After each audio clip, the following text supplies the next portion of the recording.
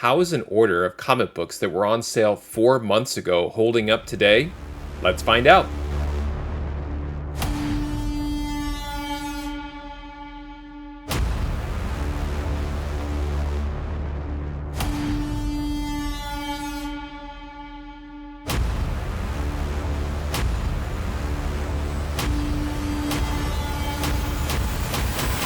Hey there, today I have an unboxing video, and in this video I'm going to open up an order that I placed with Midtown Comics back in mid to late March of 2022. And it's been about 4 months since this box has been unopened, just sitting here in my comic cave. And this order was a mixture of books that maybe had picked up some attention. They were marked as limit one per customer. And then also kind of mixed in here was also some discounted books. So it was one of those where I believe it was somewhere between a 40 and 60% off sale on some incentives. And then again, just books that were relatively new at the time. So books from like late 2021, early 2022, kind of mixed into this order. And what I want to do is go ahead and unbox the order and take a look at the comics, and then at the end look and see what I paid for them. But I'm going to pay a little bit closer attention than I normally would to the order details, because I want to see if these books not only have either retained their value or have I potentially even added some additional value to my collection, but also since some of these books were new at the time that I purchased them, but some of them should have value at GPA in terms of graded book. And a lot of times it takes a few months for new releases that collectors feel like they want to slab at a 9.8 to actually get into the system, into places like Cover Price and GPA, in terms of recording actual sales data and then publishing a fair market value of that particular book slabbed with a grade. So I want to see if there are some numbers that we can look at to just see, was the actual book at cover price worth it? Was it worth to get this incentive? Is it a discount? Let's look at the raw value, but also see if that book has been graded and what kind of data do we have. So it should be pretty fun to open up an order that is sat around for a few months. So let's get to it. All right, here we go. This is that order that I placed from Midtown Comics, sent in their standard cardboard box. So I'm going to go ahead and rip this open and do this the whole time with my fingers crossed that there's no in-transit damage. So here we go.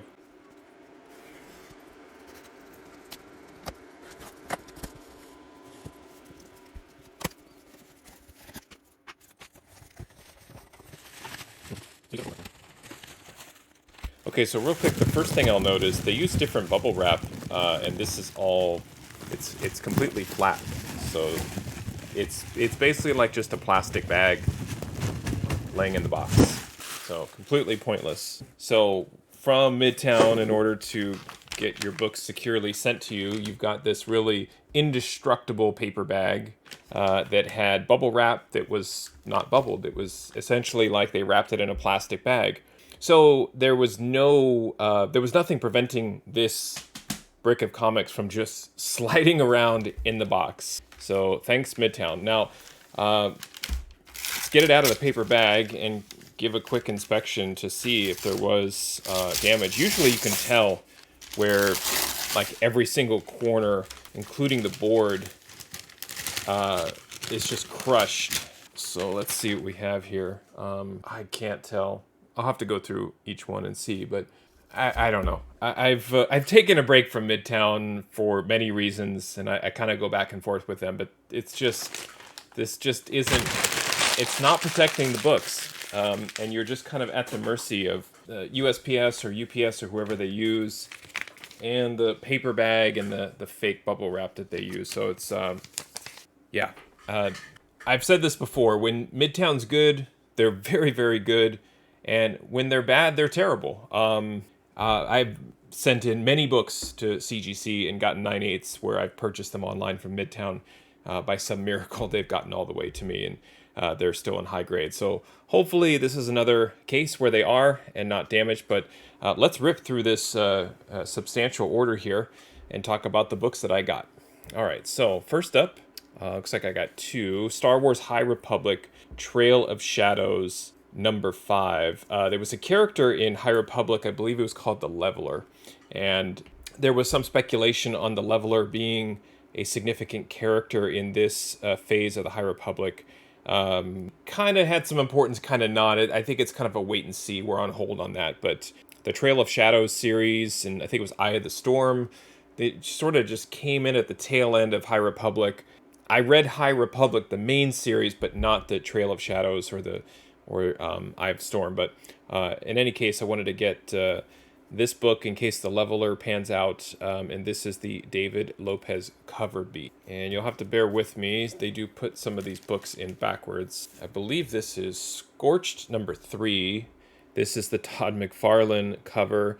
And I don't know if McFarlane, it's really considered a homage to X-Men or if it's a parody of X-Men. I don't really know what the intention there is, but pretty cool X-Men number 1 related cover, and anything McFarlane.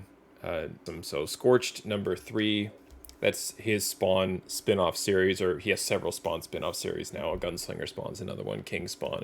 And let's see. Now this one, well, I'll just show all 3. This is King Conan number 3. There was some controversy back in March around this particular book. This character here on the cover, the way that she was depicted was a little controversial, and so this popped, and there was some apologies made by Jason Aaron and things like that. And I think that this cover was a limit 1 per customer, and I picked up a couple of the Anacleto covers as well. So one of those books that was interesting at the time, nobody's really talking about anymore. And again, that's something to think about. It's like if you could kind of remember back at what you were thinking when you bought books, you're like, I'm sure that this book's going to hold value or have value. And then you wait a few months and you're like, boy, I could have just waited. And well, I guess we'll see if it was worth waiting. We'll check the values here. I did get 3 copies of Trail of Shadows, number 5. They're a little out of order here. Thanks Midtown for that. So let's see what's next. Star Wars Crimson Reign, number 3. Lenio Francis Yu with the character, I believe, the Archivist, right here. So it's first appearance inside in the story and also first cover. Crimson Reign 3. Love Lenio Yu. Great artist for Marvel. Does covers for a lot of different titles. X-Men, I think, is one. Probably know his art from. And certainly Star Wars as well, more recently. This one is Timeless number 1. This is the 3rd print. This particular issue was it was kind of strange because there was an incentive for the first print with Miss Minutes, but she wasn't in the story, but she was on the cover, and that book has held some of its value. I was fortunate enough to get 1 copy of that variant. And then this one came out as the 3rd print with Miracle Man on the front, but then also there was speculation on female Black Panther here, as would this be her first cover appearance? Shuri has been the Black Panther. Is this a new iteration? There was just some chatter around it, so the 3rd printing kind of popped on that one, so I'm curious to see if that book held its value as well. I think that was a limit 1 per customer. Here's Women of Marvel number 1. This book too got some attention. It's the Ashley Witter variant. She did a lot of covers for Star Wars Dr. Aphra. She's kind of hyper realistic, and I think just the characters on here, the facial expressions and everything, I think the book just sort of popped with the yellow cover. So this particular kind of one shot was going up in value and selling out in some places back in March. Avengers Forever number 4. I know this was a limit 1 per customer, and there was speculation around this being sort of the reintroduction of Thor's granddaughters. They had appeared elsewhere, but they were sort of coming back as the goddesses of thunder. I don't know if the spec was tied into Thor Love and Thunder, and people were thinking maybe they would appear. I don't know, but this is a very different take on the Avengers by Jason Aaron, where it's a lot of almost like alternate reality type, or just like really crazy concept characters and things like that. Kind of a fun, just out there sort of style. So this was a limit one per customer at the time, and I will do that on Midtown, or I used to anyway when I ordered, and I would literally type that into the search bar, limit one per, and then I would see all the books returned where you could only order one, and usually those were, of some significance, so I grabbed that one. Here's High Republic. This is Eye of the Storm, as I was talking about before. This is Eye of the Storm 2. I went back. I wasn't buying Eye of the Storm, and then I did buy Eye of the Storm. Speculation around Martian Rowe, the villain in High Republic. Honestly, it was the Phil Noto cover. He's just amazing. Speaking of hyper-realistic, he is similar to Witter, or Witter's similar to Noto in their realistic style, but Noto almost gives off this like painted look and feel, like a watercolor type. So anytime there's a Noto cover, it's going to be great. So that's High Republic, Eye of the Storm, number 2. More Star Wars stuff here. This is Crimson Reign, number 2, with a Lineal U cover. I love the sort of top-down perspective with all the Emperor's Royal Guards there fighting. So I love this one too. Back to High Republic. This is just High Republic 4, again, done by Noto. But I think at the time, there was sort of the High Republic main timeline being wrapped up. Issue 15 was popping. And I just kind of cruised around Midtown and was like, can I find some single-digit issues? This one, there's no particular key. It's just a great Noto cover who did the cover A's on all the High Republic books, or most of them if he didn't do all of them. And this has got Skier on the front, Kiev, and so on. So just an early book in the run, basically, is why I got it. I dabbled a little bit here in Noctera and got a few books. This is Noctera number 7. Noctera is probably one of, I would say, a dozen titles that I picked up over the last few years that are independents, rumored to be optioned, confirmed to be optioned, and it's kind of on a list. I did not read the series, but the art, like the creative teams on this book between Tony Daniel and Scott Snyder, it is tremendous. And then you get, I don't know if he goes by Jay or Jason, but Jason Fabok. The art is crazy. So he did I think it's Batman and 3 Jokers limited series that came out a year or so ago. But man, the Tony Daniel is amazing. And just I don't know, I could just kind of ramble on about the art here and everything. But Fabok did a variant, and this is issue 7. And I loved it so much that I wanted to get the black and white version as well. And I don't want to say an artist is necessarily underrated, because art is certainly subjective. But for me personally, Fabok is not an artist that I think about a lot, but then every time I see his art, it always impresses me. It's a little bit like Noto. Sometimes you just see and you go, wow, let me just take a moment and really appreciate what's being put down on the page there. So here's Noctera 7 again. I think what happened is I stumbled on issue 7 and then just started looking at the variants. This is the Virgin cover by Danny, another fantastic artist, and loved her art here. And the fact that I could get the Virgin without the trade on it, I jumped at the chance to get that. And the Noctera 7 variants were part of a sale that was going on at the time I placed this order. So I think this is the last Noctera 7, but this should be the Fabok. Yeah, it says cover B right on the back. So this is the full color with trade. Just outstanding. Love it. Great colors. Can't say enough about it. So this is a book that I believe it is confirmed that it's been optioned.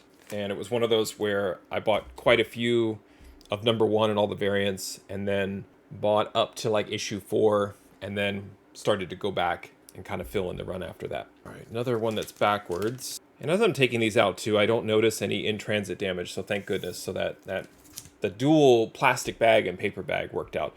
This is Gun Honey number 1. This book has had some very risque covers. This is covered by Bill Sienkiewicz, and it's the Virgin. I did pick up the trade when this came out. I think it was late 2021. But I'm a sucker for Sienkiewicz, and really thought that this was more of a tasteful cover of of the main character here. And I see it probably could use a press. I'm seeing a little bit of damage here and there. It's kind of hard to pick up with all right there. You can kind of see it, but this one is just asking for color rub, and it's quite bright and pretty solid. So I think I did okay with this one. And the fact that the back cover is white, as these books are piled on each other, it looks like it's probably less likely to have color rub than most books. But this one looks like maybe it's probably a 9.4 or a 9.2 with there's quite a bit, but could be pressed out. So yeah, so this one was just sitting there as some of the other covers got a lot of attention, and it is I think it's a 1 in 10, and another book that was on sale. Something is Killing the Children. This is just cover A for number 20. I just wanted to make sure that I have at least one, if not two, of every single copy of Something is Killing the Children. I know that everyone's caught on to it now, and there's still tons and tons of variants, but I'm still all in on the series, and I only had one of these and wanted to grab a second copy of cover A. Here's another one that's interesting. This is Champions number 1 from 2016. I love this book. It's a J. Scott Campbell Breakfast Club homage, and I think maybe it would be more desirable if just saying, I don't know. But nevertheless, it was on sale, and Champions 1 cover A is decent value, so I want to go ahead and grab this one. All right, this is a book that I've got one copy of, but it was not a 9.8 candidate, so I took a chance to try and get another one. This is X-Men Volume 5, number 1. This is the Russell Dodderman incentive variant, Jean Grey on the cover, and all of this is the Dodderman, like, let me show you every iteration of the character's costume and put it together. And I love these. These are just mesmerizing to me. I love staring at these and looking at the details of the costumes and trying to figure out which one is my favorite. But I've started to send these into CGC, and this one I did not have as a 9.8 candidate, so I am going to grade this one. Hopefully it gets the 9.8 and I can send it in. I'd love to display these. I've got, I think, Psylocke and the Black Widow out at CGC, and hope to get those back soon. Okay, a couple more books. Kind of rip through them quickly here. This is Wolverine Patch number 1. This is just the cover A. I had picked up, I think, some of the variants for this one, but just didn't pick up cover A. This one's going to be tough with that all-black background, but written by Larry Hama. I haven't heard much about this series, but again, Wolverine, issue number 1, cover A. And then lastly, Star Wars High Republic number 4, bagged upside down, but yet another Lineal U cover.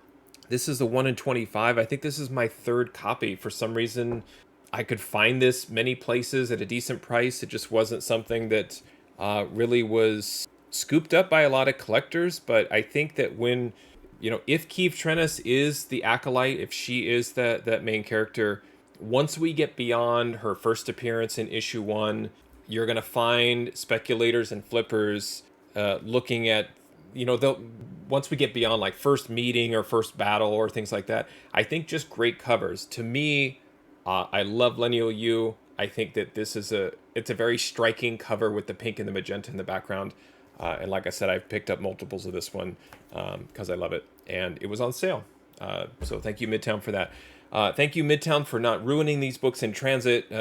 You did everything you could to try and damage them with the bubble wrap that didn't have bubbles in it.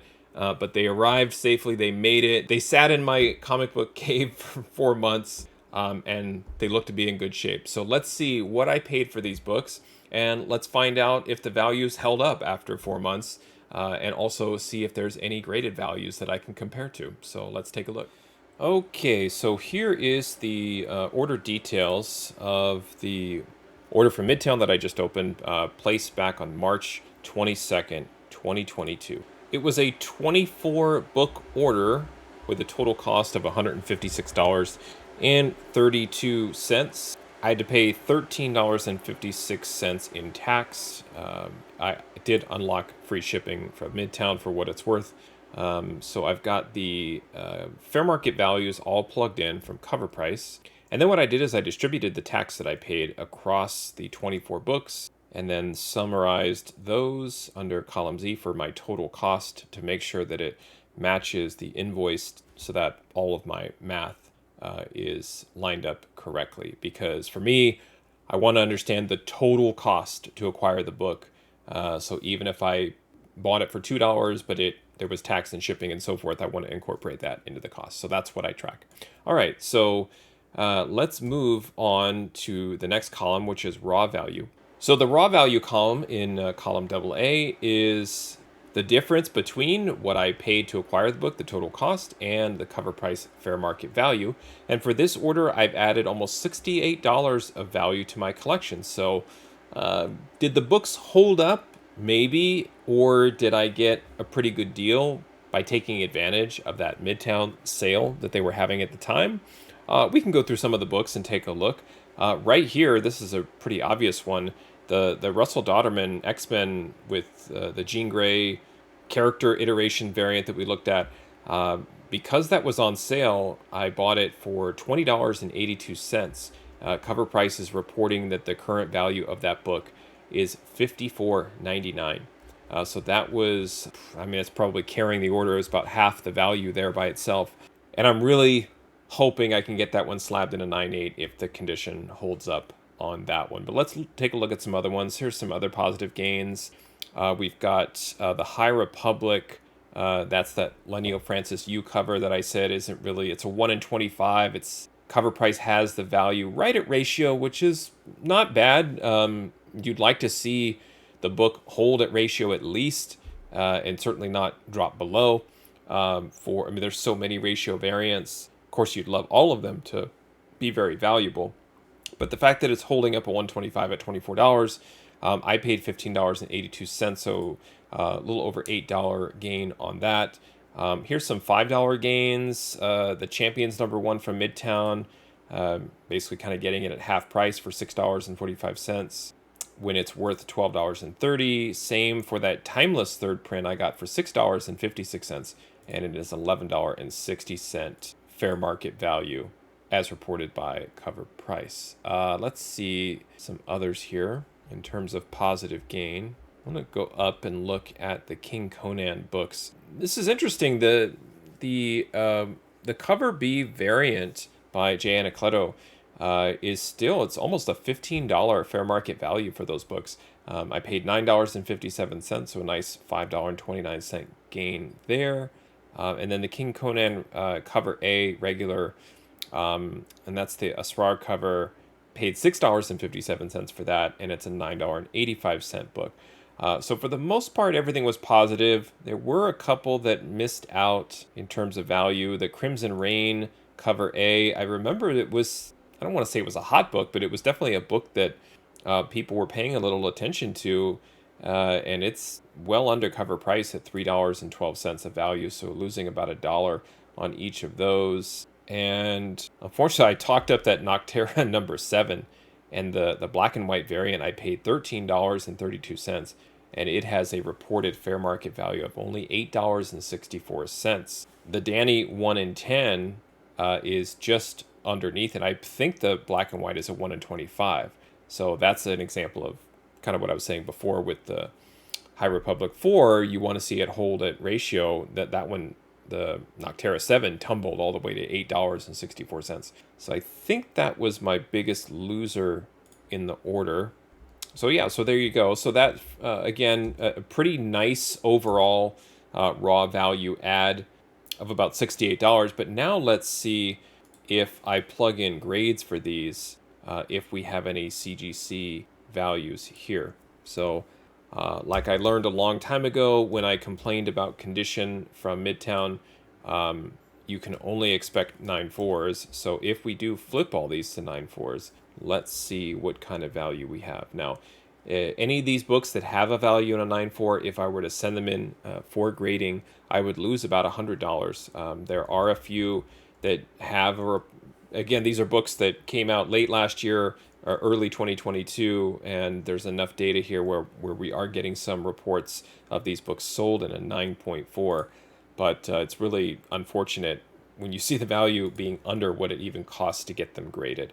So that's why there's such a negative value here in the 9.4, and pretty much all of these being new books, they really should be in a higher grade. The King Conan #3 having a $12 value.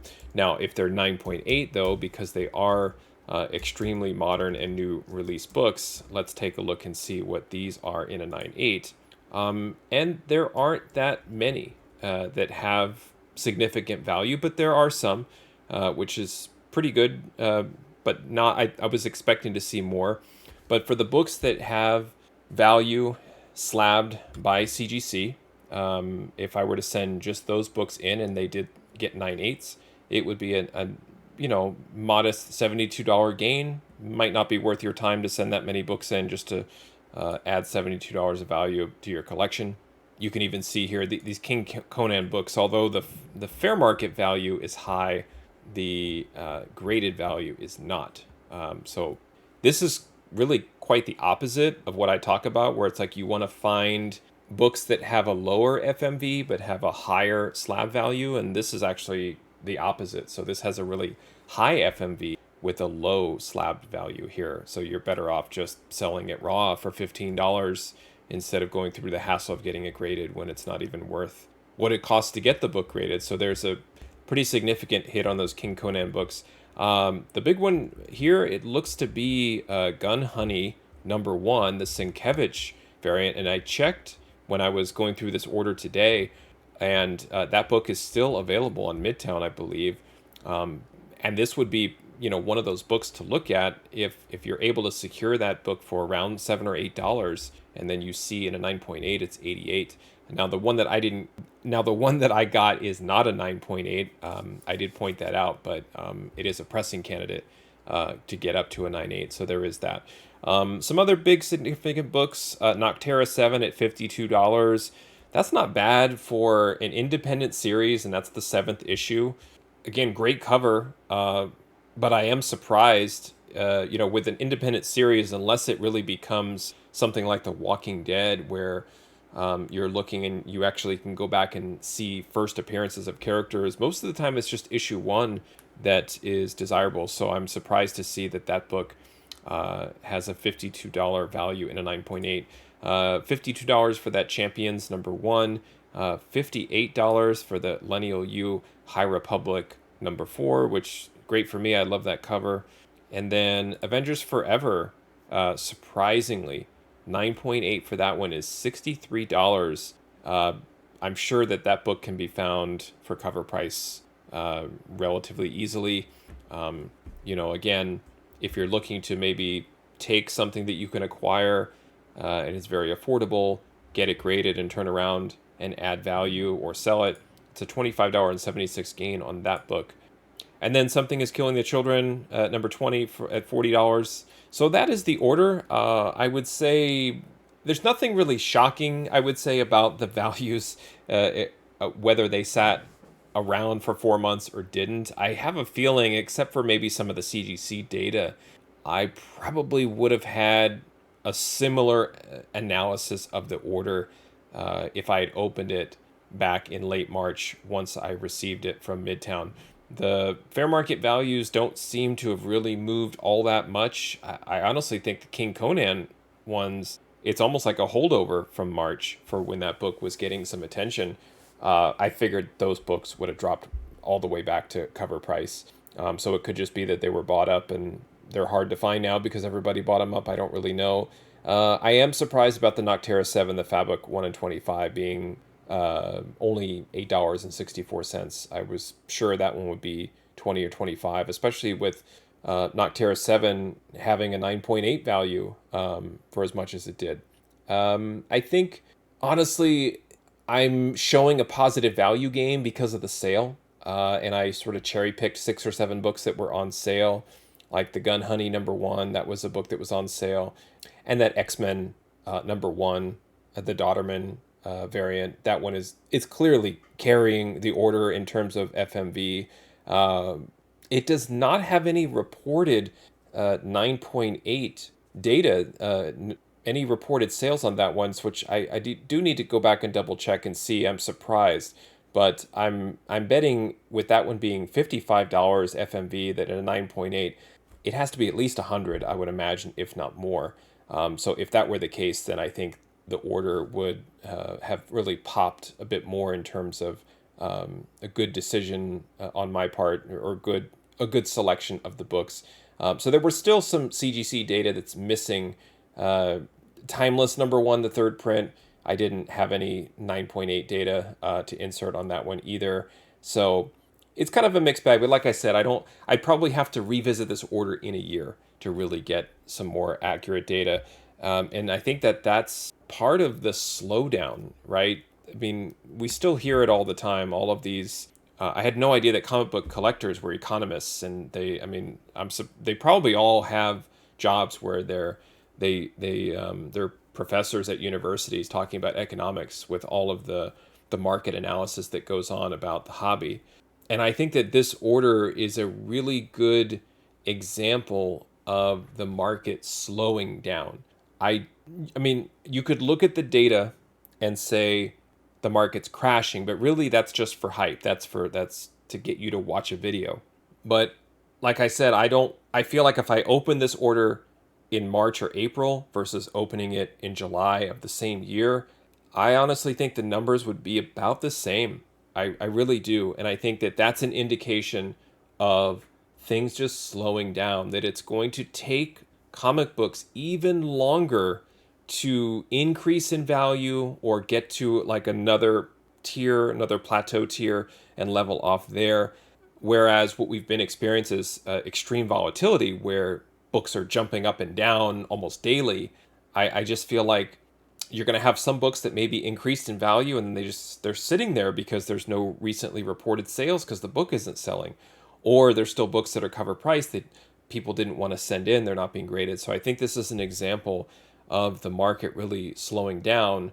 And from the looks of it, I have a few more of these orders like this, so it will be kind of interesting, a good case study and experiment to see orders that have sat around for me that I want to look at that are 3 or 4 months. I have some that were 6 months, and sadly enough, I'm looking over. I have one box from a year ago, so it'll be kind of interesting to open that up and see after a year's time, to do a real unboxing at that data. So that's, I think that those are some interesting cases to look at when we're trying to analyze the market and looking at comics. But there you go. That was the order from Midtown. Thank you for watching. Happy collecting, and see you next time.